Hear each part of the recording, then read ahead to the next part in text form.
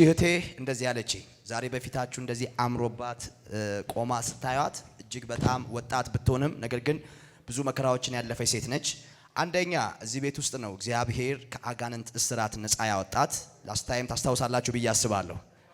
እሷ ሁለቴ ነው እዚህ ቦታ ላይ ነበር ወደ ኢየሱስ ድንቅ ስራ ዓለም አቀፍ ቤተክርስቲያን ከቦዲቲ መጣ ከአጋንንት እስራት አንድ ነፃ ወጣለች። ግን ከዛ በላይ ዛሬ በዚህ መድረክ ላይ ለመሰክር የቆመችበት ትልቁ ምክንያት ምንድነው? ለረጅም ዓመታት በማህፀን ኢንፌክሽን በሽታ ተሰቃይ ነበር። ማለትም ስነግረኝ እንደዚህ አለችኝ፣ ምንም አይነት ጨርቅ ሰውነቴ ላይ መቀመጥ እስከማይችል ድረስ አለችኝ። ልብሴን እስከምቀድ ድረስ መተኛት፣ መነሳት፣ መውጣት፣ መግባት እስከሚያቅተኝ ድረስ ከባድ በሆነ የማህፀን ኢንፌክሽን በሽታ እሰቃይ ነበር። የሆነልኝ የኢየሱስ ድንቅ ስራ ዓለም አቀፍ ቤተክርስቲያን ኦሬዲ በቦዲቲ ከተማ ታላቅ መንፈሳዊ ክሩሴድ ባዘጋጀበት ቀን ነው። በዛ ቀን ኦሬዲ ወደ ሜዳው ሄጄ ነበር ፕሮግራም ለመካፈል። እዛ እያለው የእግዚአብሔር ሰው ነብይ ግሩም ኦሬዲ አሞኛል ብዬ ስነግረው እጅሽ ላይ ውሃ አለ አለኝ። አዎ አለ ብዬ እጅ ላይ የነበረ ውሃ ሰጠሁት። ቀጥታ እዛ ውሃ ላይ ቃል አወጣና ሰጠኝ። የሚገርማችሁ ነገር ያንን ውሃ ጠጣው። ከዛሽ ቀን ጀምሮ የሚገርማችሁ ነገር ለረጅም ዓመታት ላይ ተቀምጦ ያመኝ የነበረ የማህፀን ኢንፌክሽን በሽታ ለአንዴና ለመጨረሻ ጊዜ ተነቅሏል። እርግጠኛ ስለሆንኩኝ በፊታችሁ ለምስክርነት ቆሜያለሁ። ጌታን በጭብጨባ አክብሩላችሁ። ደግማችሁ ጌታን በጭብጨባ አክብሩላት። ስሜ ጌዲዮን ይባላለሁ። የመጣሁት ከዚህ ከሶዶ ነው። ዛሬ ከሁለት ዓመት በፊት ባለቤቴና ልጄ በጣም ታሞ ነበር። እኔ በአጋጣሚ ጤና ባለሙያ ነኝ። የአንድ የጤና ሴክተር ኃላፊ ነበርኩ። በዛ እዚህ መጥቼ መመስከር ፈልጌ ጊዜ አጣሁት። በአጋጣሚ ዛሬ ቀጠሮ ነበረኝና እሱን ሰርዤ እዚህ ቁጭ ብዬ እያለው ይሄ እድል ደረሰኝ። እግዚአብሔር ስሙ ይባረክ። ትልቅ ነገር ነው ያደረገኝ። ልጄና ባለቤቴ በአጋጣሚ ያው እንደ ሳል አይነት አድርጎ ታመሙብኝ። ከዛ በኋላ ብዙ ሐኪም ቤት አስገባሁት። መጨረሻ ላይ ክርስቲያን ሆስፒታል ስፔሻሊስት ነበሩ። ከዛ ህፃኑ በጣም በቃ ኦልሬዲ ተስፋ ቆረጥኩ። ቤተ ክርስቲያንም ሲጸልይ እኛም እየጸለይን በጣም ከተቸገርን በኋላ የመጨረሻ መፍትሄ በቃ እግዚአብሔር የሚያደርገውን ያደርግ ብዬ የመጨረሻ ውሳኔ ለመስማት ጌስት ሃውስ እዚህ ገባው። ጌስት ሃውስ ሲገባ በአጋጣሚ አጠቃላይ ሲጸለይ ሆነልኝ፣ ተሳካለኝ ተባለ። እቺ ቃል ብቻ ነው የተባለው። ከዛ በኋላ በተለያዩ ስፔሻሊስቶች እኔ ጤና ባለሙያ ስለሆንኩ ያው አውቃለሁ። ኤክስሬይ ተነስቶ አልትራሳውንድ ተነስቶ ልብ ምርመራ ተደርጎ ኩላሊት ሌላ ሶፍት ኦርጋን የሚባሉት አጠቃላይ ምርመራ ተደርጎ መፍትሄ ያጣ ሲም የሌለው ግራ ገባኝ። ከዛ በኋላ በዚህ ጉዳይ ላይ የእግዚአብሔር ሰው ተሳካ ሆነልኝ ሲባል ይሄን ቃል ብቻ ወጣ። እንደገና ተመልሼ ከመጣሁ በኋላ ከሁለት ቀን በኋላ ይሄ ሁሉ ጠፋ። 3 ወር ሙሉ ስቃይ ያየሁት። ማታ መተኛት አልችልም፣ ቀን መተኛት አልችልም። ኢየሱስ ጌታ እንደነገራችሁ ነው። እሱ የጤና ባለሙያ ነው። ነገር ግን 3 ወር ሙሉ ኦሬዲ አንድ ሰው ቢሆን ማስታመም ቀላል ነው። ባለቤቱ ፕላስ ልጁ ማቋረጫ በሌለው ሳል ተመቱ። ኢቭን ከአንድም 2 3 ሆስፒታሎች ሄጄ የተለያየ ሕክምናዎችን አድርጌያለሁ ያልከኛ የት ሆስፒታል ነበር የሄድከው? በሰዓቱ ክርስቲያን ሆስፒታል ሄጄያለሁ። ዶክተር ለዓለም ህፃናት ስፔሻሊስት ጋር ሄጄያለሁ። ጌጡ ክሊኒክ ጋር ሄጄያለሁ። ሌላ ደግሞ ዶክተሮች የኔ ጓደኞች ስለሆነ ኦቶናም ካሉት ጋር ያው ምክክር ሳደርግ ነበር።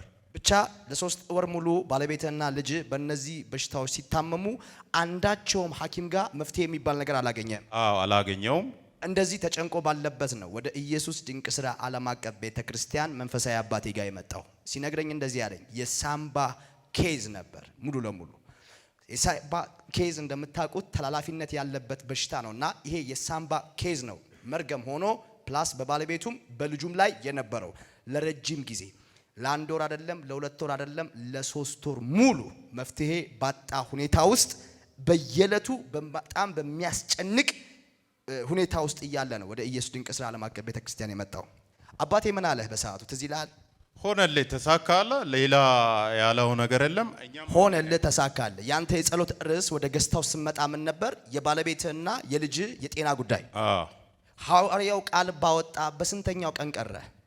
በሁለተኛው ቀን የተሻለ፣ ሶስተኛው ቀን እንዳለ ጠፋ። ለጌታ ክብር ይጨበጨባል። እጆቻችሁን ከፍ አድርጉና ለሰው የማይቻል በሉ እስቲ ለእግዚአብሔር ይቻላል።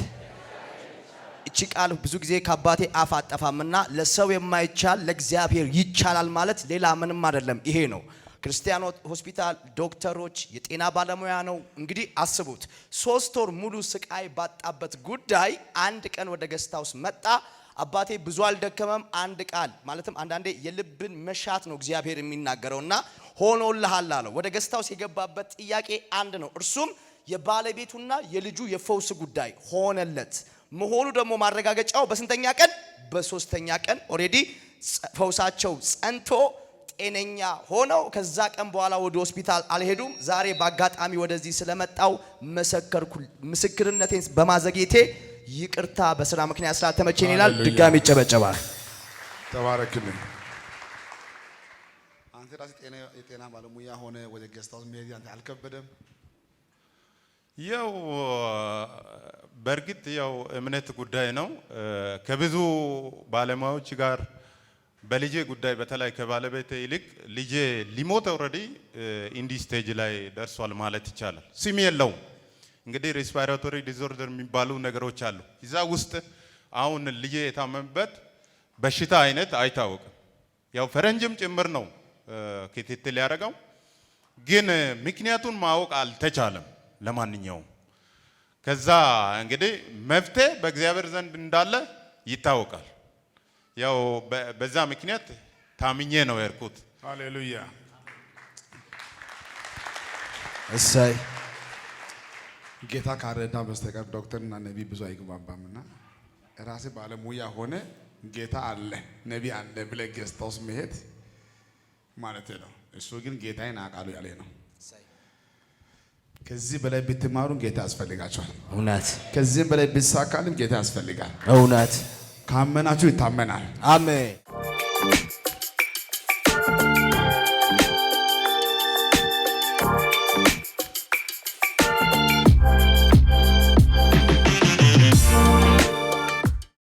ስሜ በላይነሽ አንቶኒዮስ ነኝ። እዚህ የሚቀመጠው እዚህ ጄደብሊው ቸርች ነው እና ከዚህ በፊት እግዚአብሔር ትልቅ ነገር አድርጎልኝ እግዚአብሔርን አመስግኜ በእግዚአብሔር ፍቅር እዚህ ቸርች ገብቼ የቀረሁትም ካደረገልኝ ውለታ የተነሳ እዚህ ፍቅሩን ቀምሼ ነው የቀረሁት። ከዛ በኋላ ብዙ ሲመሰክር ጠላት ቀና መሰለኝ። ከታይሳስ ወር ጀምሮ የተለያዩ በሽታዎች ይደራረቡብኛል። በታይሳስ ወር ካኑላ እጄ ላይ ያልሆነበት ቀን ያለም አይመስለኝም። ለካ በሽታው ተደብቆ የተለያየ ምክንያቱም እየፈጠረ ነበር። ከዛ እንግዲህ በእግዚአብሔር ቤት ውጊያም አለ። ምንም ቢያደርገኝ ከእግዚአብሔር ቤት አልወጣም፣ ከሞትኩኝም እግዚአብሔር ይመስገን ወደ እግዚአብሔር ይሄዳለሁ የሚል ሀሳብ ነበረኝ። በመጨረሻ ግን ባለፈው ሐሙስ ዕለት ሮብ ዕለት በጣም አመመኝ። ማለት ልብ ችግር ነበረብኝ እና ዶክተር አረጋግጦ ነገረኝ። ከሰማሁት ጊዜ ጀምሮ ራሱ ዝም ብሎ ተስፋ መቁረጥ ይለኛል። ስለዚህ እግዚአብሔር ሆይ ያቺ ውርንጭያ እንኳን ባለቤቷ ሜዳ ላይ ያሰራት ታስፈልገኛለች፣ አምጣ ካልከኝ እኔ ለቤቴ አላስፈልግም፣ እችን ንገረኝ ብዬ ከእግዚአብሔር ጋር እየጸለይኩኝ አደርኩኝ። ጠዋት ሐሙስ ዕለት ጉባኤ ቁጭ ብለን መባ እዚህ ጋር የፍቅር ስጦታ ስሰጥ ሄድኩኝና ሐዋርያው ጋር አንዳንድ ፎቶ ያሉትን ዝም ብዬ አጸለይኩኝ። ከዛ እሷንም አጸልዬ ቀስ ብዬ ለመቀመጥ ሲሄድ ነቢይ ግሩም እዛ እኔ በሚቀመጥበት ፊት ለፊት ሆኖ ጉባኤውን ቃል እያወጣ እያገለገለ ነበር። ከዛ ለመቀመጥ ስፍራ አጥቼ ቆሜ እሱ ዞር አለል ስል ቀስ ብዬ ሾልኬ ቁጭ አልኩኝና ከዛ ወዲያው እኔን ቁጭ ስል አየኝና ሌላ መልእክት አመጣልኝ። ከዛ ደስ ብሎኝ አሜን አሜን አልኩኝ። ዋናው እኔ የፈለኩት ከዚህም ይልቅ የጤና ጉዳይ ነበር ተስፋ ያስቆረጠኝን። ከዛ እሺ አሜን ብዬ ግን በቅሬታ ነበር የሚቀበለው። ከዛ አጠገቤ ያለችዋን ውሃ አነሳውኝና ነቢይ ጨጓራና ግፊት ያስቸግረኛል፣ በዚች ውሃ ጸልይልኝ አልኩኝ። ፊቴ ላይ የቆመውን እንዴት ዝም ውሃዬን ሰጠውኝ። ከዛ ውሃዬን እንዲህ ያዘና ይሄን ብቻ አይደለም ማሚ ልብ ችግር ያለው አልኩኝ። እኔ አልነገርኩትም የልብ ችግር እንዳለብኝ እንኳን ለልጆቼም አልነገርኩም። ዶክተር እንደነገረኝ ደብቅ ያለው ለማንም ምክንያቱም እኔ ተስፋ ስለቆረጥኩ ልጆቼም እንዳይጨነቁ ብዬ እና የልብ ችግር ያለው አለ። ትክክል ነው አልኩኝ። በቃ ይሄን ውሃ ጠጪ ያለ ውሃውን ጸልዮ ሰጠኝ። ይሄን ውሃ ጠጪ፣ ሶስቱም ባንቺ ላይ የሉም። የሚቀጥለው ሳምንት መጀመሪያ መስካሪ አንቺ ነሽ አለኝ። እግዚአብሔር በቃሉ ታማኝ ነው። ይኸውና መስካሪ አድርጎኛል። አክብሩላት በጭብጨባ በእልልታ እግዚአብሔርን ከፍ አድርጉት፣ አክብሩት፣ አመስግኑት። ሊመሰገን ይገባል። ካገኘ ሰው ምን ይሆናል? ምን ይሆናል? ሃሌሉያ።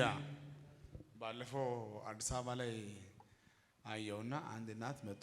በልብ ኬዝ ወደ ሐኪም ቤት ሄደው ይሄን ገንዘብ ወደ አካውንት አስገቡ ተብሎ መጣው ጉዳይ አይቻለሁ እና 775 ሺህ ብር ወደ አካውንት አስገቢና ደረሰኝ ስታመጪ ነው ተብላ ያኔ ይዛች መጣች።